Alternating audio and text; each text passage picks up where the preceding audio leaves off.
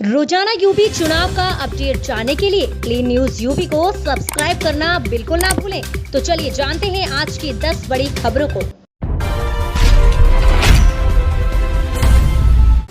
आपकी मुफ्त बिजली के वादे पर छिड़ी जुबानी जंग, बीजेपी ने ऐसे किया पलटवार। हर घरेलू बिजली उपभोक्ता को मुफ्त बिजली देने का वादा कर यूपी विधानसभा चुनाव जोर आजमाइश कर रही है आम आदमी पार्टी को कृषि मंत्री सूर्य प्रताप शाही ने आड़े हाथों लिया है। गुरुवार को जारी प्रेस बयान में शाही ने कहा कि केजरीवाल प्राइवेट लिमिटेड को यह तो मालूम होगा कि गरीबों, गांव में रहने वालों और किसानों का योगी सरकार ने कितना ध्यान रखा है। कृषि मंत्री ने तंज किया है कि केजरीवाल के पास यूपी की जनता के लिए विकास का कोई मॉडल नहीं।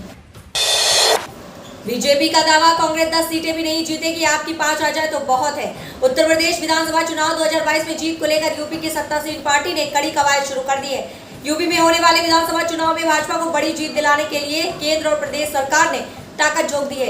इसी मिशन के तहत बुंदेलखंड दौरे पर झांसी पहुंची प्रदेश सरकार की पूर्व कैबिनेट मंत्री और भाजपा सांसद रीता बहुगुणा जोशी ने दावा किया है कि यूपी में कांग्रेस की 10 सीटें भी नहीं आएंगी, भारतीय जनता पार्टी जीतेगी भी और सरकार भी बनाएगी। उन्होंने कहा कि प्रियंका गांधी अमेठी से पहले तो लड़ेंगी ही नहीं, क्योंकि ये लोग रिस्क नहीं लेना चाहते। यदि वह लड़ी भी तो जीतेंगी नहीं बल्कि हार जाएंगी। यूपी में बीजेपी का बड़ा प्लान, किसानों को रिझाने के लिए करेगी सम्मेलन। अगले साल होने वाले उत्तर प्रदेश विधानसभा चुनाव 2022 से पहले प्रदेश में राजनीतिक सरगर्मी तेज हो गई है। यूपी में योगी आदित्यनाथ सरकार के 4 साल पूरे होने पर सत्तारूढ़ भारतीय जनता पार्टी 19 सितंबर को लखनऊ में किसानों के साथ सम्मेलन करेगी। इस मौके पर पार्टी का किसान मोर्चा मुख्यमंत्री को सम्मानित करेंगे। 2022 के राज्य विधानसभा चुनाव से पहले चल रहे किसान आंदोलन तेज होने के संकेत के बीच किसानों के साथ सीधा संपर्क स्थापित करने के लिए कार्यक्रम तैयार किया गया है। बीजेपी किसान मोर्चा के अध्यक्ष कामेश्वर सिंह ने कहा कि लखनऊ की बैठक में करीब 20,000 किसानों के आने की उम्मीद है। उन्होंने कहा कि इस अवसर पर प्रत्येक विधानसभा क्षेत्र के 50 किसान अलग अलग किसान समर्थक उपायों के लिए मुख्यमंत्री को धन्यवाद देने के लिए मौजूद रहेंगे। राष्ट्रीय अधिवेशन में प्रयागराज के कार्यकर्ता होंगे शामिल। वाराणसी में कल से शुरू होगी शुरुआत। 18 सितंबर यानी शनिवार से वाराणसी में 2 दिवसीय राष्ट्रीय अनुसूचित मोर्चा का अधिवेशन होगा। इस अधिवेशन में प्रयागराज के अनुसूचित मोर्चा के कार्यकर्ता शामिल होंगे।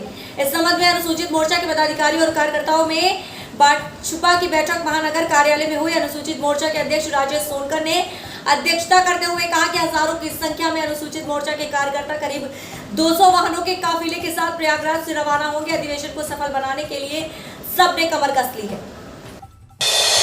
महंगी बिजली को बड़ा चुनावी मुद्दा बनाने की जुगत, जाने क्या है हकीकत। उत्तर प्रदेश में मुफ्त और सस्ती बिजली देने का वादा कर राजनीतिक पार्टियां मतदाताओं को रिझाने में जुट गई हैं।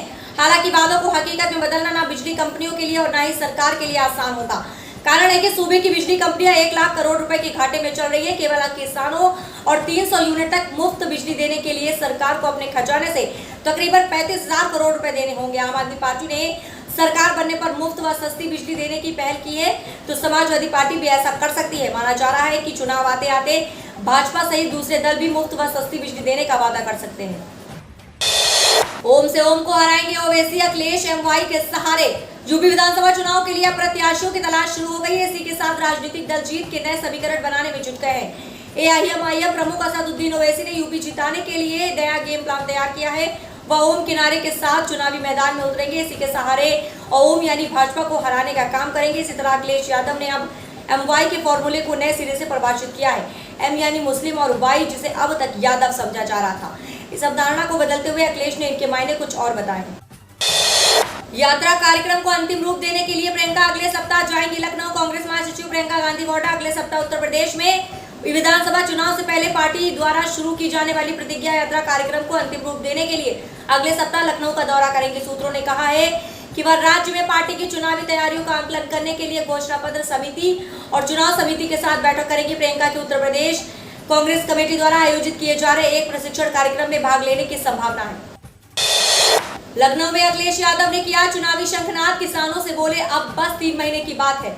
उत्तर प्रदेश की राजधानी लखनऊ में समाजवादी पार्टी सपा मुखिया और पूर्व मुख्यमंत्री अखिलेश यादव की उपस्थिति में आज भाजपा और बसपा के कई नेता समाजवादी पार्टी में शामिल हुए।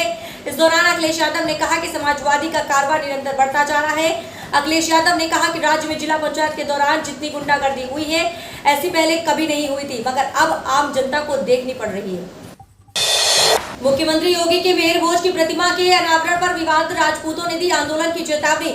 उत्तर प्रदेश में विधानसभा चुनाव से पहले सभी राजनीतिक दल अपने अपने स्तर पर मतदाताओं को लुभाने की कोशिश में लग गए हैं।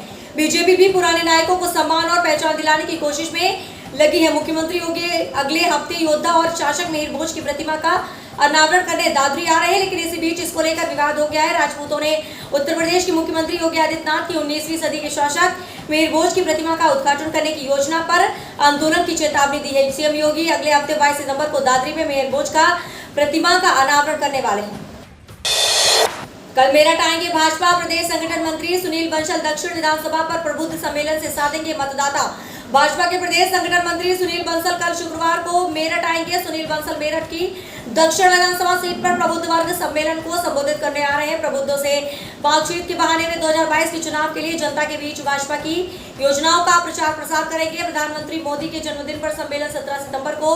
प्रधानमंत्री नरेंद्र मोदी का जन्मदिन आज। मेरठ जिले की 7 विधानसभाओं में से अधिकांश पर प्रबुद्ध सम्मेलन हो चुके हैं। शुरुआत कैंट सीट पर प्रबुद्ध वर्ग सम्मेलन से हुई थी।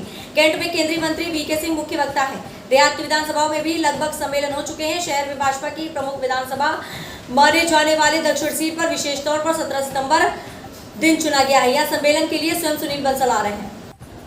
तो ये थी आज के 10 सबसे बड़ी और महत्वपूर्ण खबरें। अगर आपने अभी तक वीडियो को लाइक और शेयर नहीं किया है तो जरूर कर दें। इससे हमें आपके लिए वीडियो बनाने में मोटिवेशन मिलता है। और आप न्यूज़ को कहां से देख रहे हैं हमें कमेंट के माध्यम से बताना ना भूलें।